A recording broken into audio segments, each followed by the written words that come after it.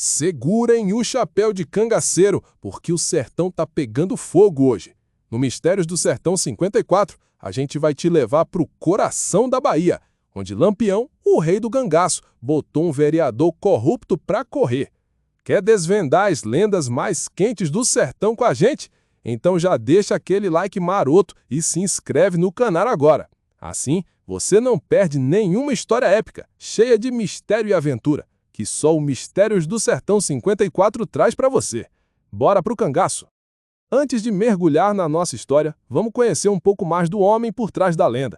Virgulino Ferreira da Silva, o Lampião. Nasceu em 1897, numa fazenda em Serra Talhada, Pernambuco. Filho de agricultores, ele cresceu num sertão duro, onde a seca castigava e as disputas por terra eram comuns. A vida dele mudou quando uma briga de família com vizinhos poderosos terminou em tragédia. Seu pai foi morto numa emboscada. Ali, o jovem Virgulino decidiu que não ia se curvar aos poderosos. Pegou o rifle, juntou os irmãos e alguns amigos e entrou para o cangaço. Mas o que era esse cangaço? Era um movimento de homens e mulheres que viviam fora da lei, cruzando o sertão nordestino, enfrentando coronéis e, às vezes, ajudando o povo. Lampião, com sua inteligência afiada e coragem sem tamanho, logo se tornou o líder mais famoso desse mundo. Agora, imagina a Bahia dos anos 1930. O sol queima a caatinga, o chão é seco e o povo vive sob o jugo de coronéis e políticos que muitas vezes só pensam no próprio bolso. Nesse cenário de poeira e dificuldade, Lampião era uma sombra que cruzava o sertão com seu bando, desafiando a lei e, para muitos, trazendo justiça onde ela não chegava. Hoje, no Mistérios do Sertão 54, vamos contar uma história que mistura fatos históricos com um pouco de lenda, como o Lampião enfrentou um vereador corrupto que achava que mandava no sertão. Preparado para essa aventura? Então pega a caneca de café e vem comigo.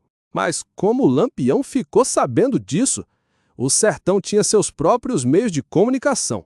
As histórias corriam de vilarejo em vilarejo, contadas por vaqueiros, feirantes e até pelos cantadores de cordel. Um desses cantadores, dizem, chegou na fogueira do bando e contou sobre as injustiças do seu Zé Ganância. Lampião, que tinha um senso de justiça torto mais forte, não deixou passar. Ele reuniu seu bando, homens e mulheres que viviam como ele, carregando rifles, facões e um jeito de vida que misturava coragem e rebeldia. O cangaço não era só banditismo. Eles tinham um código: lealdade ao grupo, respeito ao povo simples e desprezo pelos poderosos que abusavam. E o seu Zé Ganância tinha cruzado a linha. Naquela noite o plano foi traçado. Lampião, sempre estrategista, sabia que não bastava atacar. Era preciso mostrar ao povo que o cangaço podia ser mais que medo, podia ser esperança. Então, numa noite de lua cheia, o bando se reuniu. Lampião, com seu chapéu de couro enfeitado e o rifle brilhando, liderou os cangaceiros rumo a Juazeiro. O vilarejo dormia tranquilo, mas não por muito tempo. O som de cavalos ecoa na escuridão. O bando de Lampião chegou como uma tempestade silenciosa, se movendo como sombras entre os cactos e as casas de taipa. Eles cercaram o casarão do vereador, uma construção pomposa que destoava da simplicidade do sertão. Lampião, com a coragem que só ele tinha, bateu na porta. Pam, pam, pam. O som ecoou e o seu Zé, acordado no susto, abriu a porta com as pernas tremendo.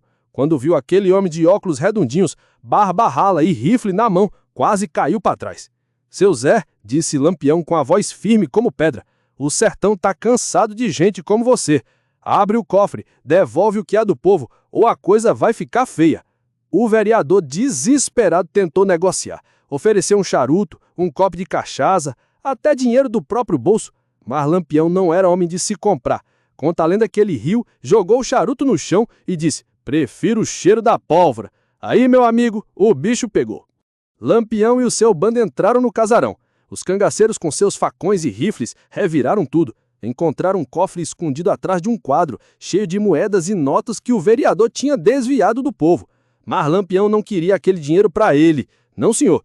Ele sabia que o sertão só sobrevivia com a força do povo. Então mandou reunir todo mundo na praça do vilarejo. Homens, mulheres, crianças, até os cachorros apareceram para ver o que estava acontecendo. Na praça, com o sol nascendo e a poeira subindo, Lampião e seus homens abriram os sacos de dinheiro. As moedas brilhavam como ouro e o povo não acreditava no que estava vendo. Ele devolveu cada centavo aos moradores, que gritavam de alegria e agradeciam. Seu Zé Ganância, coitado, ficou lá olhando tudo com cara de quem comeu jaca azeda. Dizem que ele nunca mais se atreveu a botar a mão no dinheiro do povo. E Lampião, bom, ele montou no cavalo, deu um aceno pro povo e sumiu na caatinga como se nunca tivesse estado ali.